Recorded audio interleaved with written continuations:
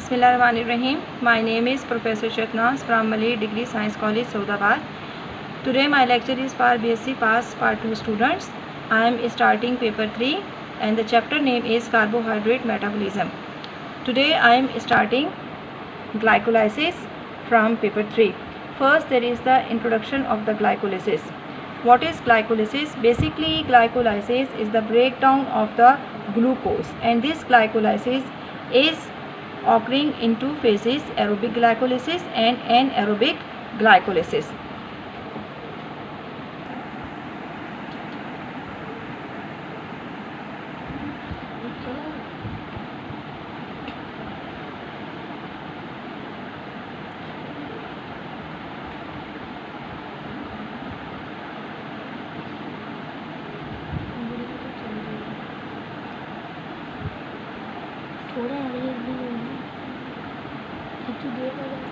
The other name of glycolysis is Emmenden-Meyerhof pathway.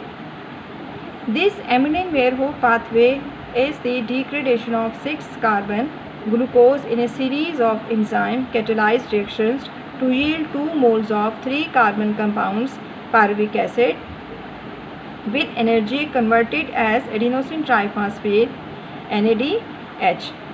Glycolytic reactions equally occur as well as in the presence of oxygen, that is known as the aerobic glycolysis. It means that glycolysis that occurs in the presence of oxygen, it is known as the aerobic glycolysis, and that part of the glycolysis that occur in the absence of oxygen, it is known as the anaerobic glycolysis. Aerobic glycolysis yields as an end product pyruvate, and anaerobic glycolysis yield as an end product as the lactate. Now, dear students, there are the 9 chemical reactions that is comprises of the glycolysis. Each 9 chemical reactions contains specific types of the enzymes, coenzymes, and some special other types of the metal ions. By the help of these enzymes and coenzymes, this glycolysis is occurring. First chemical reaction of glycolysis is known as the conversion of glucose to glucose 6-phosphate. It means that phosphorylation of the glucose is taking place from glucose by the reaction, in which glucose is converting into glucose 6-phosphate plus ADP. It is catalyzed by 2 types of the special enzymes, hexokinase and glucokinase. Hexokinase is that type of the enzyme that is present in all the cells, and glucokinase is that type of the enzyme that is present only in the liver cells. So, the first chemical reaction of glycolysis, conversion of glucose into glucose 6-phosphate, is there. As dear students, you are watching in this structure, it is the chemical structural formula of the glucose. In the presence of the specific enzyme, it is only just phosphorylating. Phosphorylation means attachment of the phosphate group at carbon number 6 position. Here is the 6th position where the phosphate group is attaching, and it is converting into the glucose 6-phosphate. The second chemical reaction is the isomerization of glucose phosphate to fructose 6-phosphate. It is catalyzed by phosphohexose isomerase, also called phosphoglucose isomerase reaction. Reaction is reversible and converts an aldose to the ketose, means glucose 6-phosphate, converting, because glucose in the aldonic form, and it is converting into the ketonic form, fructose phosphate. Number 3 chemical reaction is conversion of fructose 6-phosphate to fructose 1,6-bisphosphate. It means that this fructose 6-phosphate again is isomerizing. In this way, fructose 6-phosphate in the presence of an adenosine triphosphate ATP converting into the fructose 1,6-bisphosphate plus ATP. Phosphofructokinase is an allosteric enzyme and is the major regulatory enzyme that catalyzes the first and the most important control point committed step in the oxidation of the glucose by glycolysis. This enzyme is activated by the adenosine monophosphate AMP and fructose 2,6 biphosphate, which is produced by the reaction fructose 6-phosphate ATP. Fructose 2,6 bisphosphate ADP catalyzed by fructose phosphofructose kinase. Another feature of this reaction is that it is reversible. Need another enzyme, that is hexose monobisphosphate. Number 4 chemical reaction is the breakdown or cleavage of fructose 1,6-phosphate to 2 molecules.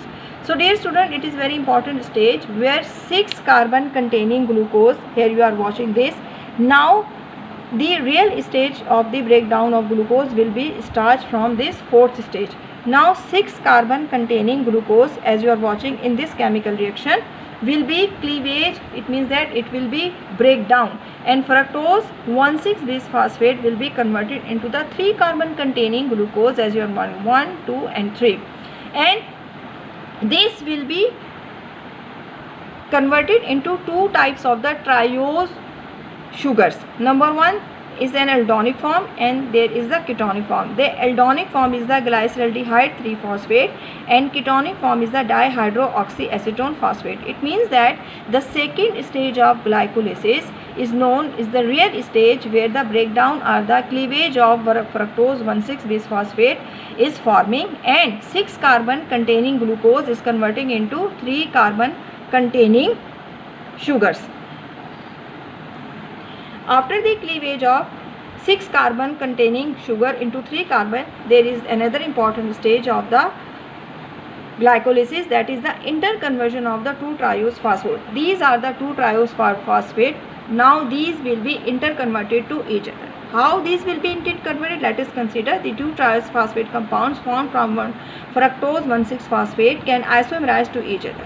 However, only glyceraldehyde can directly undergo subsequent reaction.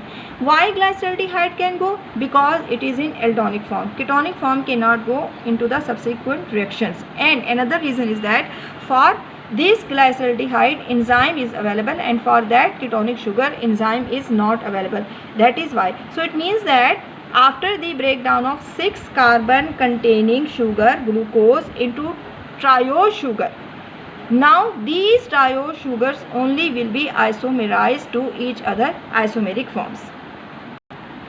Now 6th chemical reaction of glycolysis is conversion of glyceraldehyde phosphate to 1,3-bis-glyceric acid by oxidation. It means that oxidation is taking place in this chemical reaction. It is catalyzed by glyceraldehyde 3-phosphate dehydrogenase. It is the specific enzyme which is tetamer of 4 identical subunits. This is the chemical reaction of the 5th chemical reaction of the stage of the glycolysis, where glyceraldehyde 3-phosphate in the presence of the NAD, that is oxidized, and after oxidation converting into the NADH2 is converting into the 1,3-bis-phosphoglyceric acid. Nothing is changing, only there is the isomerization. Important feature is that NADH is formed in this reaction is carried out from the cytosol to the mitochondria by one of the shuttle. It means that later 4 reaction, former 4-5 reactions were taking place in the mitochondria, and now this 6th reaction where isomerization of 2 triose is taking place in the cytosolic portion of the cell. In the mitochondria, it is oxidizing, yielding ATP by the process of oxidative phosphorylation. 7th chemical reaction of glycolysis, 7th stage of glycolysis is there, where conversion of 1,3-bis-phosphoglyceric acid to 3-phosphoglyceric acid. 1 ATP is formed in this reaction by the phosphorylation of ADP. This mechanism of production of ATP is called the substrate level phosphorylation. Substrate level phosphorylation means that once this phosphate group is produced or attached, it cannot be reproduced again in any step of this glycolysis cycle. So, to differentiate it from the respiration linked phosphorylation taking place in mitochondria, it is catalyzed by glycerate kinase means that it is the specific enzyme of the seventh chemical reaction. Without the help of this specific enzyme, phosphoglycerate kinase, it cannot be converted into the next coming chemical reaction. Here is the chemical reaction of this seventh, where 1,3-phosphobisglyceric acid in this reaction is converted into the 3-phosphoglyceric acid. Here is the 1,3-bis-phosphoglyceric acid. 1,3 means 1 here and 3 here, and 3-phosphoglyceric acid. At this number 3, there is the presence of the phosphate group. This 8th chemical reaction of the glycolysis stage is that conversion of 3-phosphoglyceric acid to 2-phosphoglyceric acid. This is the chemical reaction where 3-phosphoglyceric acid. This is the phosphoglyceric acid, and this phosphate group will be transferred and will be attached to the carbon number 2 position. No chemical change is changed, same chemical and structure formula is changed, only there is a little bit change in the chemical structure where 3-number phosphate group is transferring, and it is transferring towards the 2 carbon number position. No specific enzyme is involved in this 8th step of the glycolysis.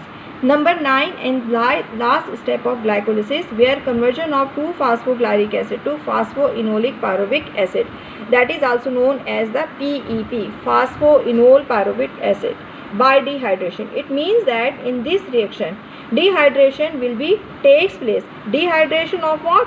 Dehydration of the 2-phosphoglyceric acid. It is catalyzed by enolase, which requires magnesium ions, either manganese ion in fluoride ions. They remove magnesium ions by forming manganese fluorophosphate. Thus, fluoride ions can be used to inhibit glycolysis in this cycle. So, 2-phosphoglyceric acid, the formula is there, where dehydration. Dehydrate means one water molecule will be removed from this 2-phosphoglyceric acid and it will be converted into the phosphoenol pyruvic acid.